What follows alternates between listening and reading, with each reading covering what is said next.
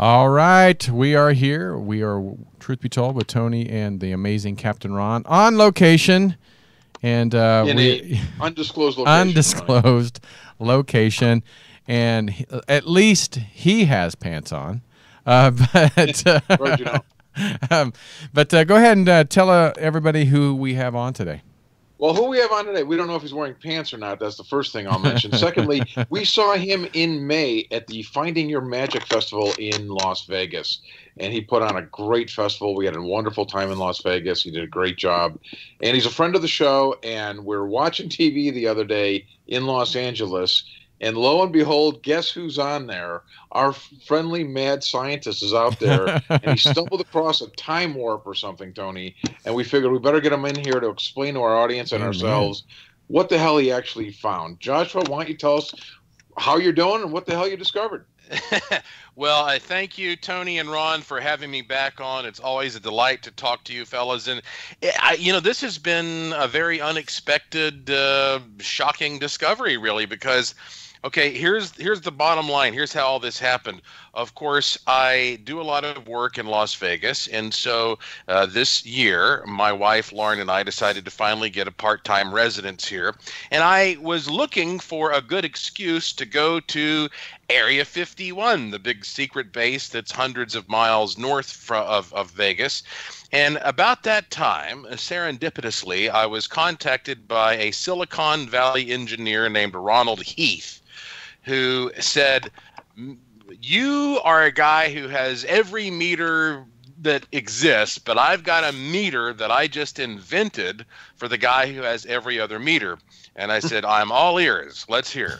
And so Ronald Heath, who is in his 60s, who's worked for decades in Silicon Valley on various circuits, he was inspired years ago by an episode of The X-Files in which Mulder takes two stopwatches, he syncs them up, he puts one in his car, and then walks into the woods to a UFO hotspot, does an investigation, comes back, compares the two, and finds they're now out of sync.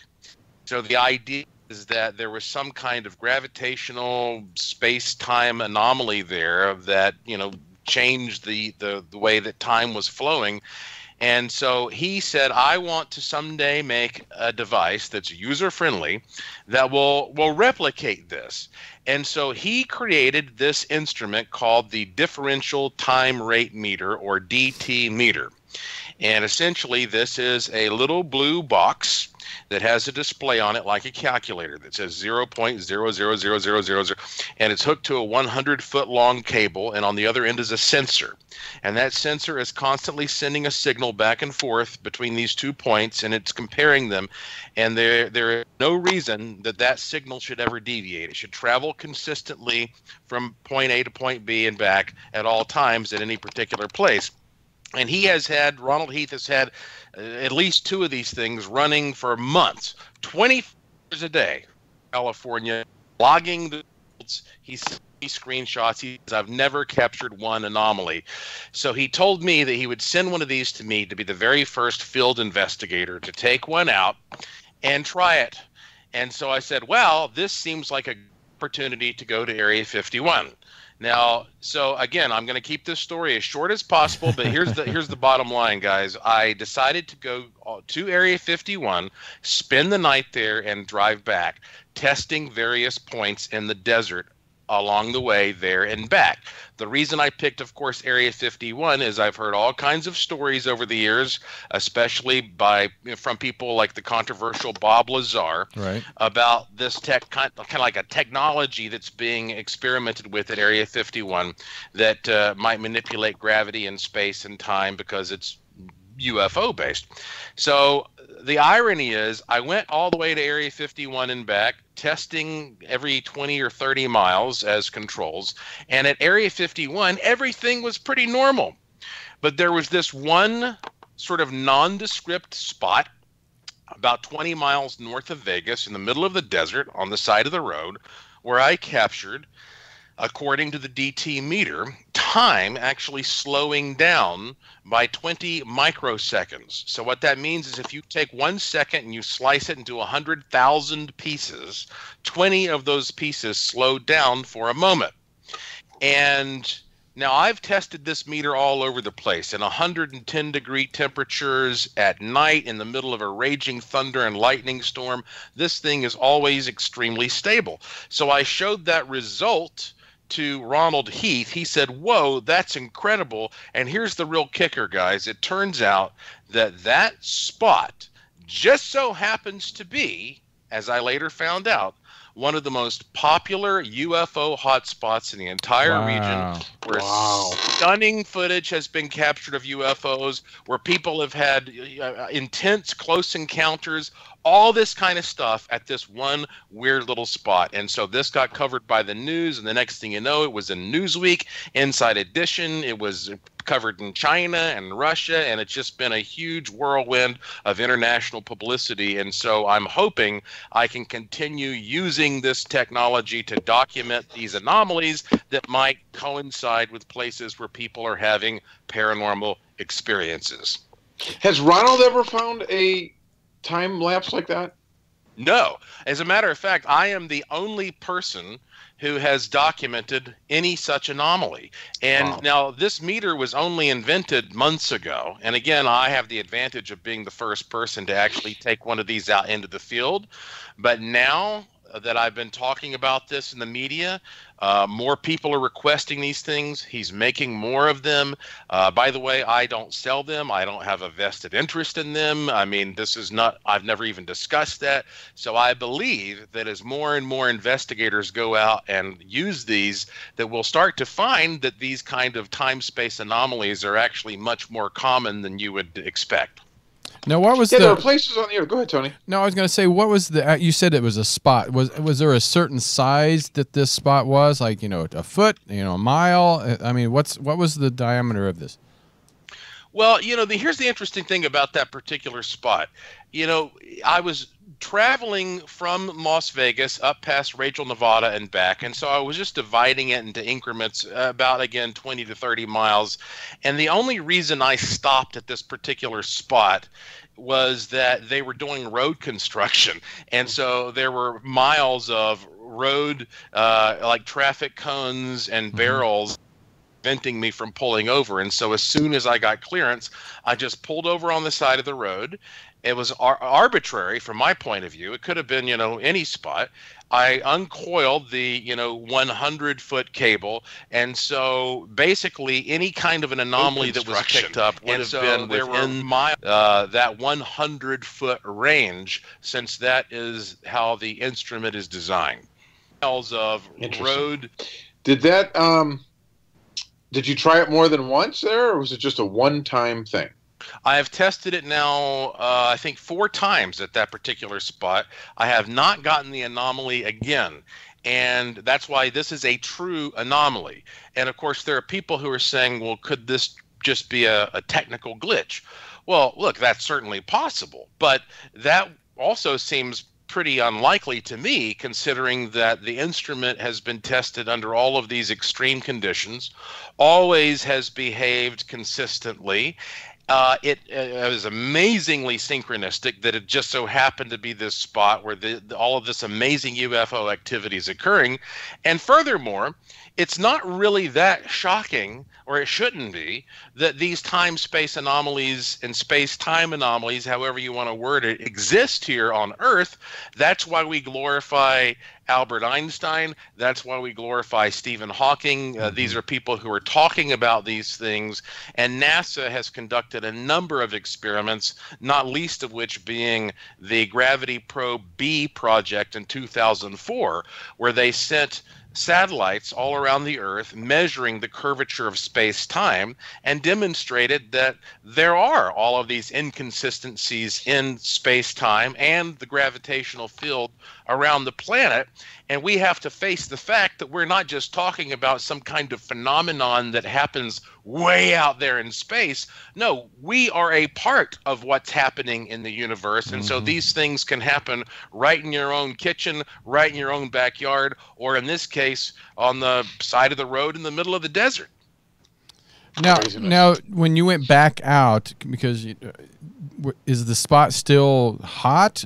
for the time warp, or has it moved, or is it ended? And if it is, what could you explain it a little bit more about how time warps work for us lay people? Well, the idea, of course, and for one thing, this again only was measured one time. This Right. is, and this is the first step. And of course, when it comes to the scientific method, and I'm not going to tell you that I'm some kind of scientist, Right. but I'm a guy who knows how to take a temperature if you hand me a thermometer.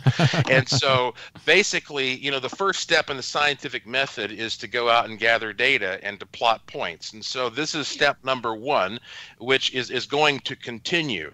Now, believe, however, there are a number of possible explanations that I can imagine for what may cause this kind of an anomaly.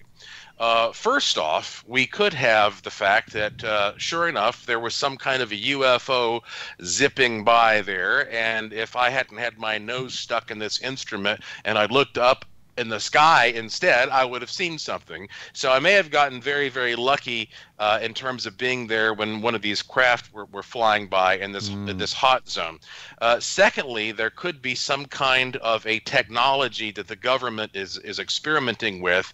And by the way, let me just point out, I find it amazing that last December, the Pentagon acknowledged that they have been back engineering, studying and back engineering UFO debris in the Advanced Aviation Threat Identification Program for years, and all of that is being done in modified buildings in Las Vegas by Bigelow Aerospace. Secondly, we moved to the fact that in June of this year, I actually documented this anomaly on June, I believe the 18th, which is the same date when President Trump announced the formation of the new Space Force. Yeah. Also in June, NASA came out and said, oh, we've just discovered some extremely complex organic molecules here on Mars. And then like 2 days ago, they said, oh, look, we found a lake on Mars. And now today, just today, 2 documents have been revealed.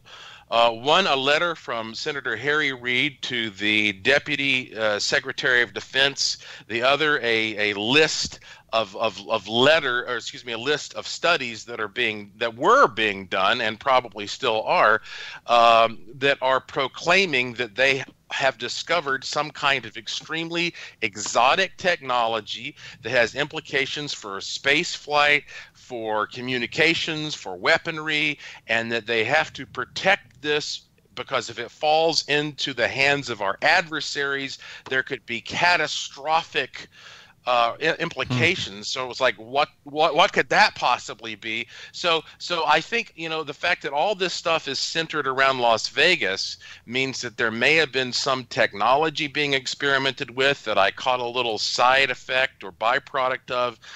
The last possibility, which I think is a very good one, is that this is a natural phenomenon, and that as we learn more and we now have tools like this DT meter to take out and explore with, we will find that all around the world, at places like the Bermuda Triangle, or maybe where the Brown Mountain Lights appear in western North Carolina, or the Marfa Lights in Texas, etc., there are these areas where time and space, this fabric called SpaceTime, kind of wavers and flickers, and that we will be able to see that occasionally we can glimpse into other realms, other dimensions, and this looks like some kind of a flickering light coming through, and this might again coincide with places where people experience not only UFOs, but also ghosts and other types of psychic phenomena.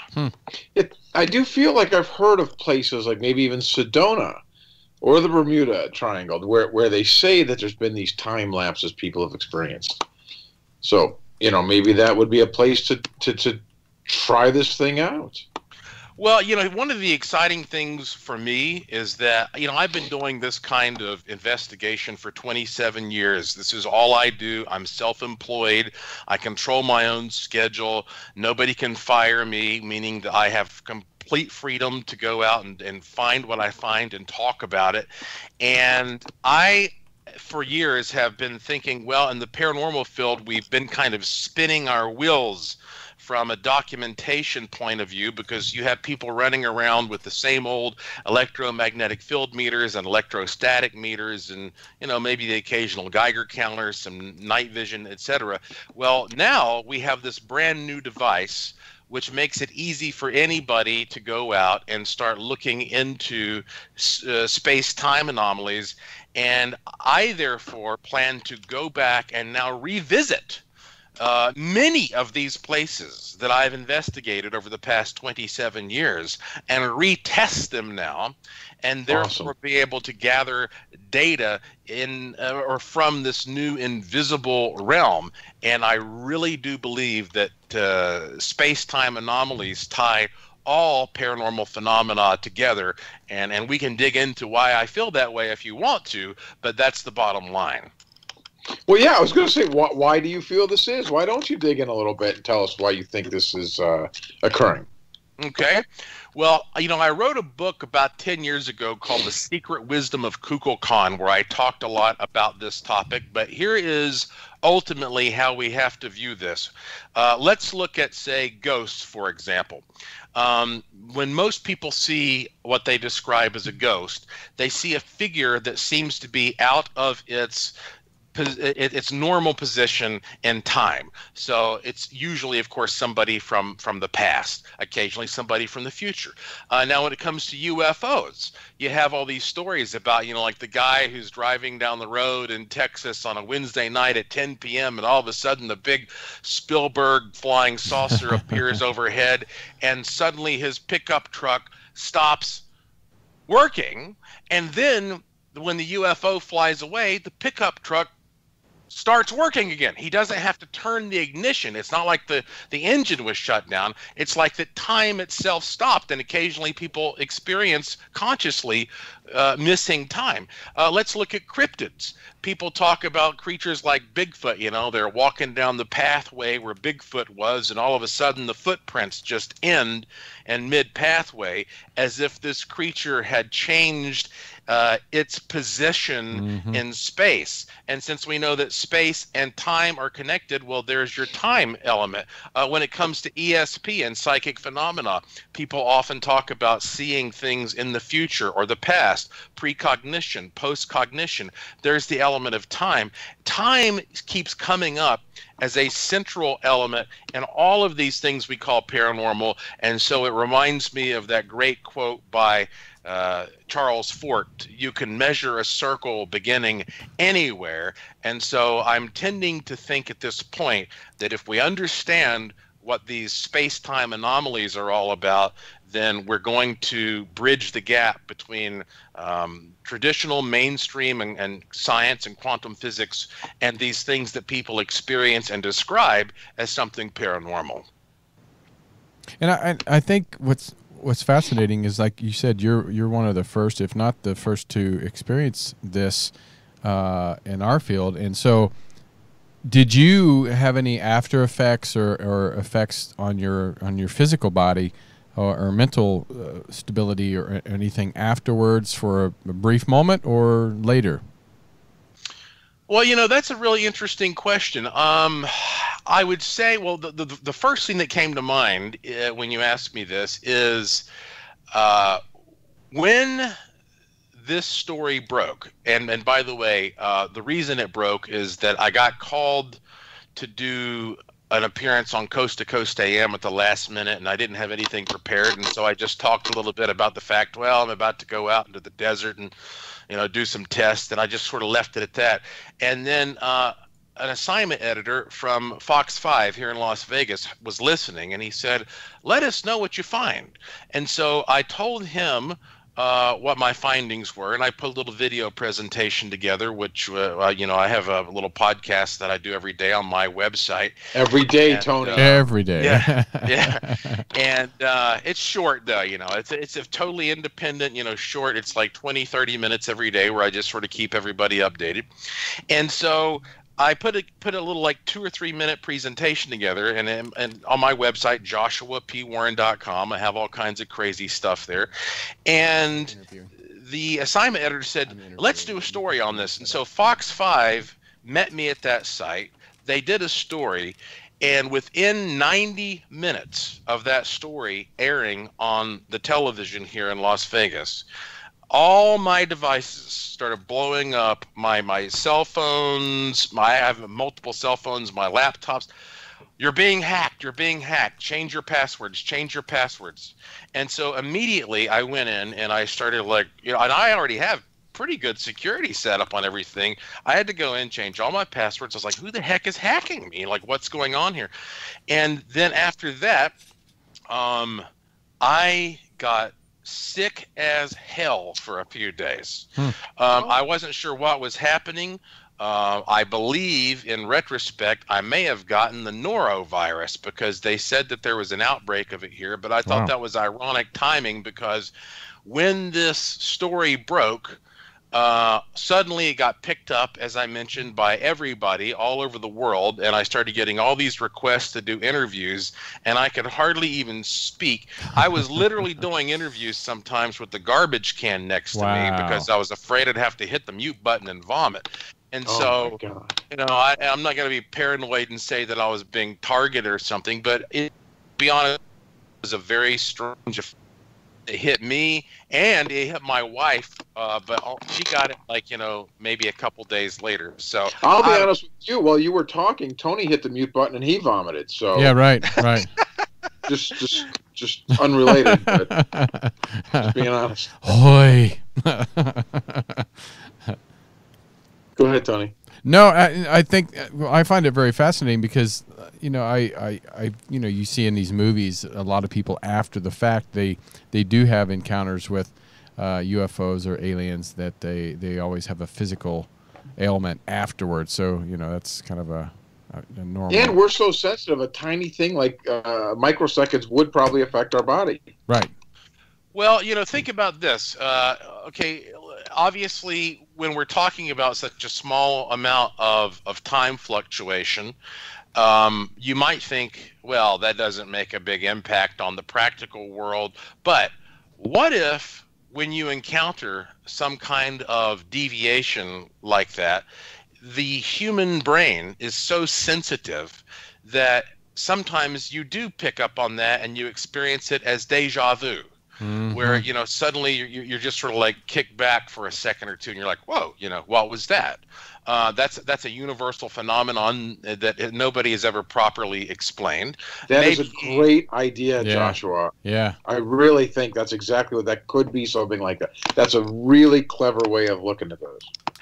Well, yeah, and of course, on the more extreme end, well, then that could be when you actually get to see into the past, and you get to see the ghost, or you have a total time slip where you don't only see a figure from the past, but you also see the entire setting change as well. Oh, wow. And so, it's one thing to look at how this stuff affects the physical environment. It's another thing to think about how it affects the mind.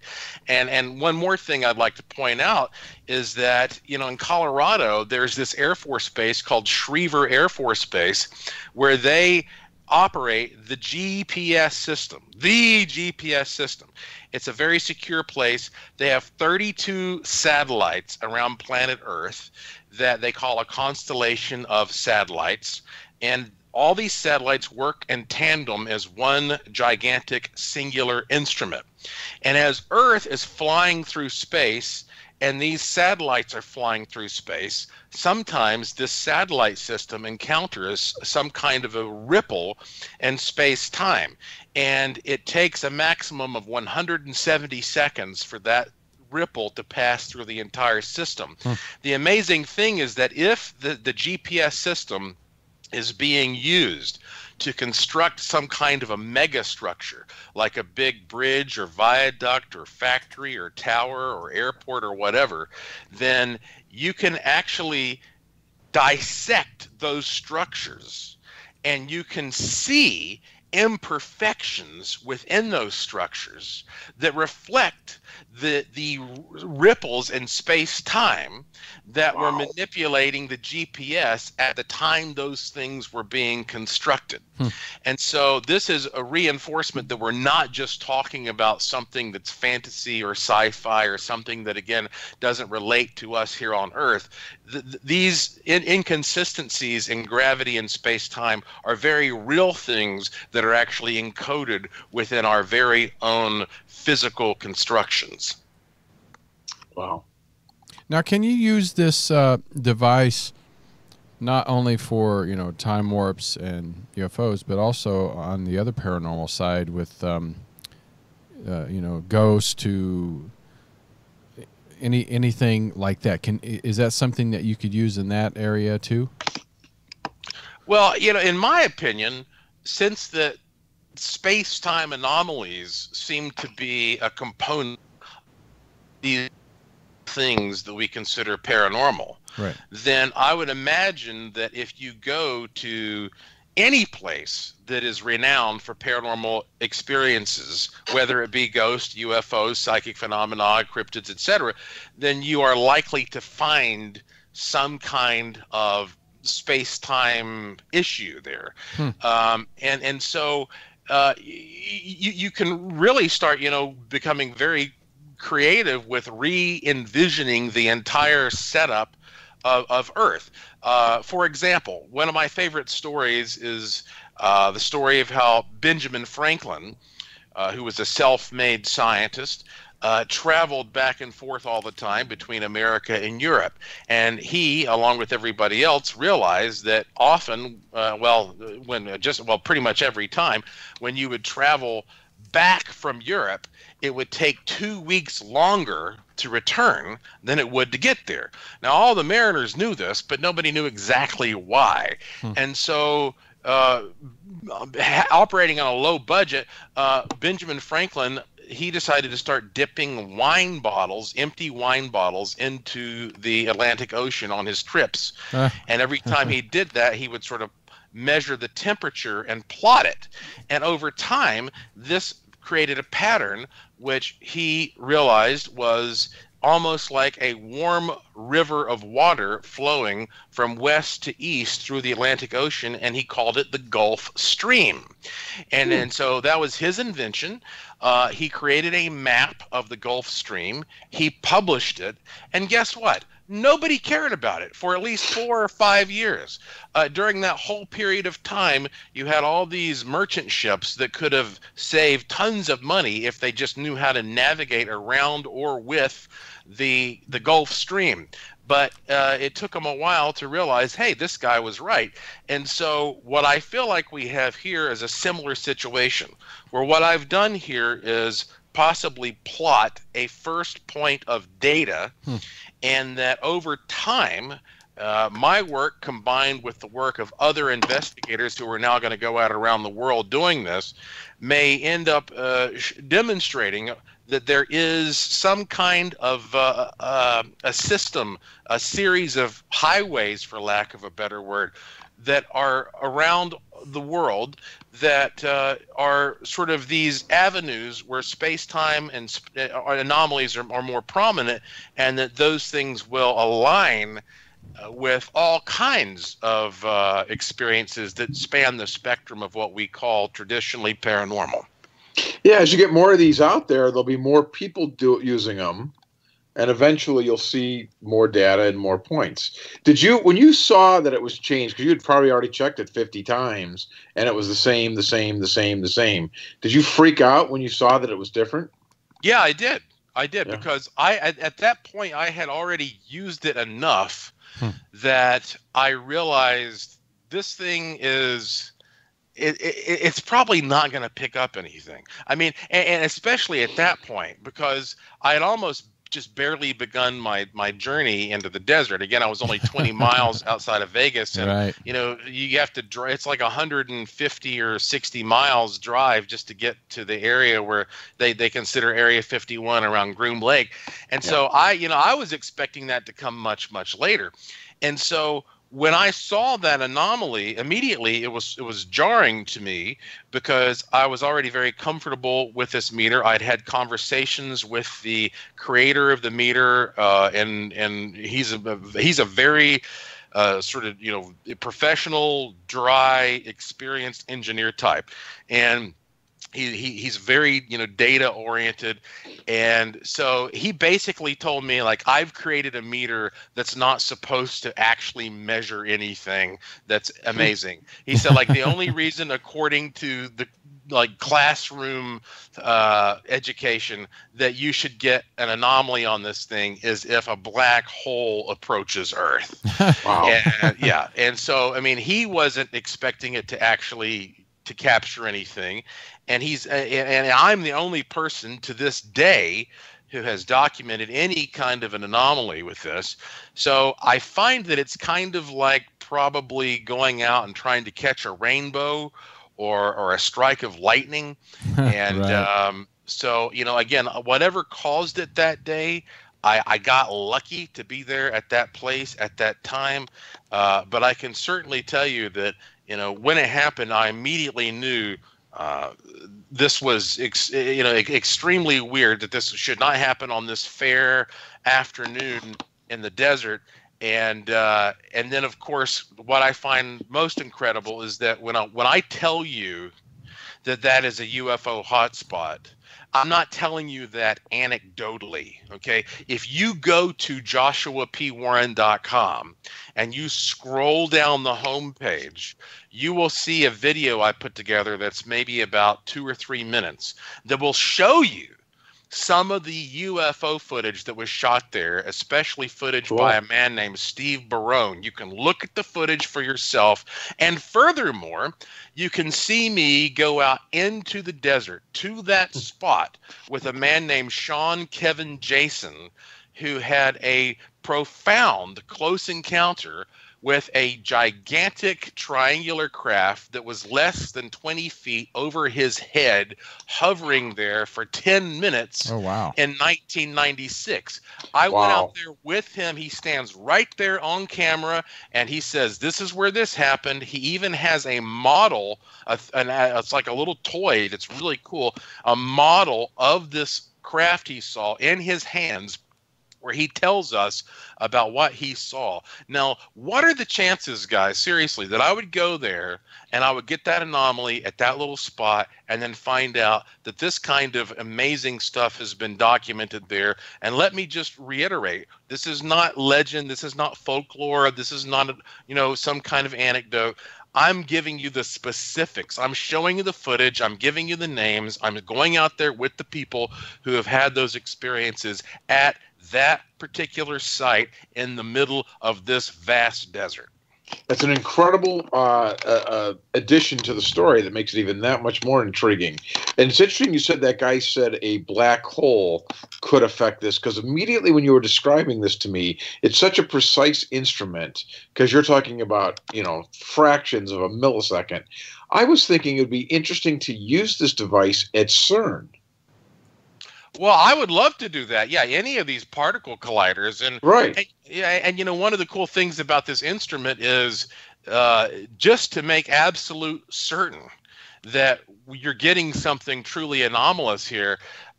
When you get a measurement like that, there is a wide margin of error, and I could get pretty specific in terms of technical details, but it might be kind of boring. I mean, all that stuff is available on my website, and you can read all that kind of specific material and see links to supplemental content, etc. But there's a wide margin of error there, and this thing could get down right to like nanoseconds, like billionths of a second. But we are just ignoring like the last 3 digits to the right.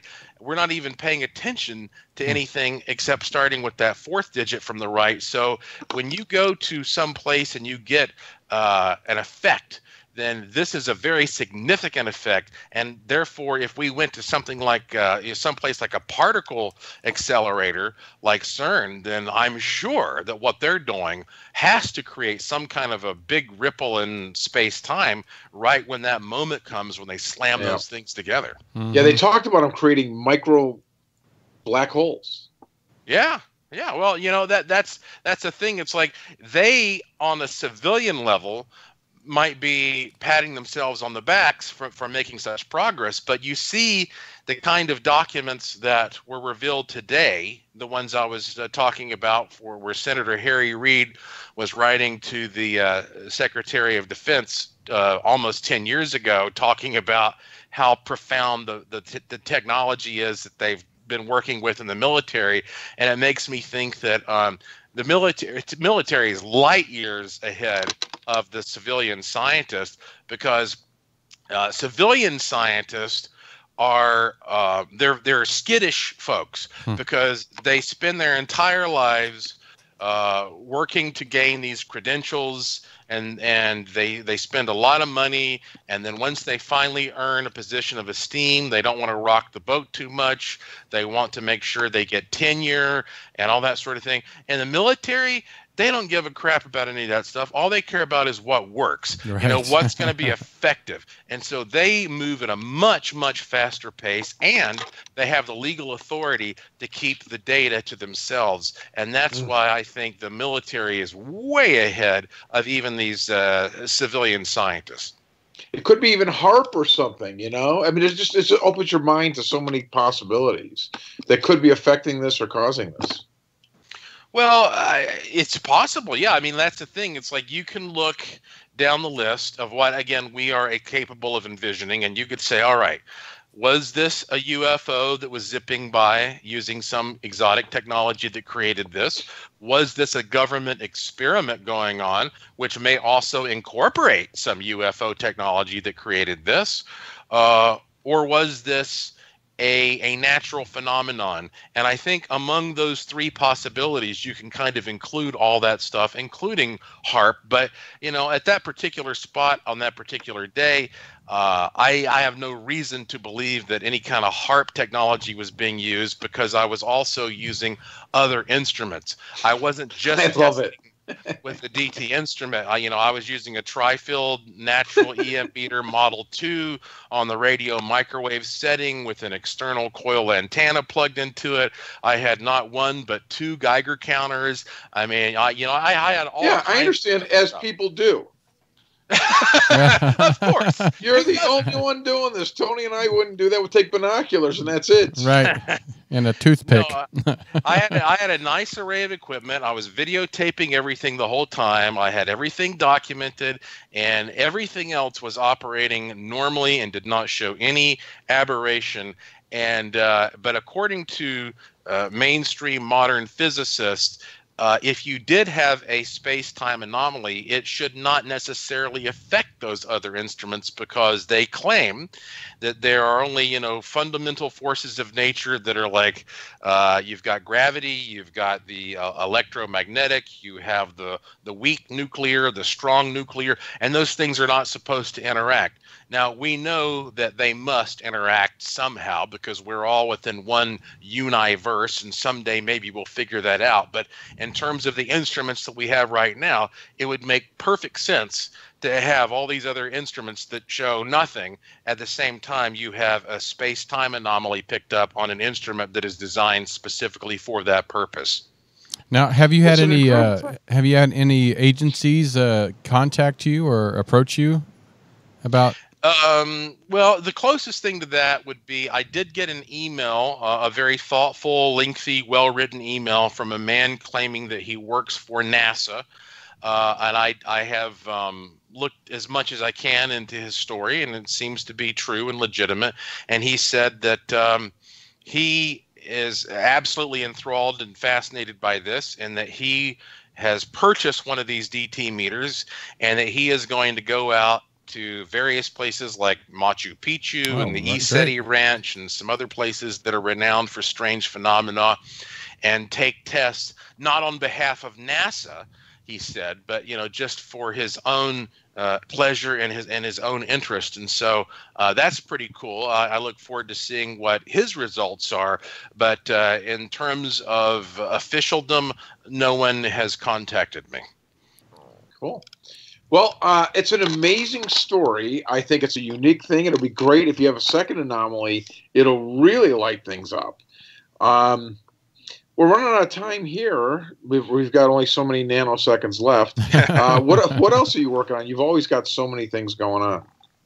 Well, I do. And of course, one of the things that's, I guess it's a good thing, but it's also kind of unfortunate, is that I have so many projects going on that I don't get a lot of opportunities to do personal speaking engagements. But I will be doing a rare speaking engagement in Los Angeles this fall. And this is going to be something that I will host in person. It is a wishing machine workshop. A total of only 49 tickets are going to be sold. I don't know how many tickets are left. I've got the information at joshuapwarren.com. But for those who don't know about a wishing machine, obviously, Captain Ron, you were there for my event in Vegas, so you know exactly what I'm talking about. Wishing machines are these strange devices that are basically mind machines that have an input and an output, and there's a certain process to tune them in order to try to transform energy into matter. In other words, to manifest your consciousness into something that's real.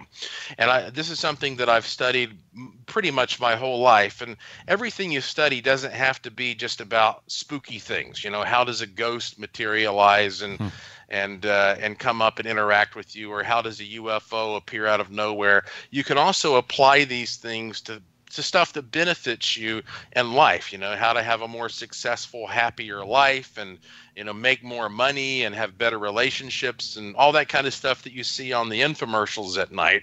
And these devices called wishing machines have been around for over 100 years, but they're getting really, really good and really, really effective. And even if it's the greatest placebo effect in the world, who cares as long as it works? Well, and there were attendees there that were telling me firsthand accounts. They had owned them. There were several people there that already owned their own machine, and they swore by them. They said, this really helped me. It's incredible. Dr. Mulder, who makes the best wishing machines in the world, he and I have worked together for years on a project where we have been, in one way or another, shipping these things to thousands of people all over the world and keeping track of their experiences, surveying them, keeping up with what happens. And ultimately, what we found is that approximately 90% of the people say this has worked for them in a way that is beyond coincidence.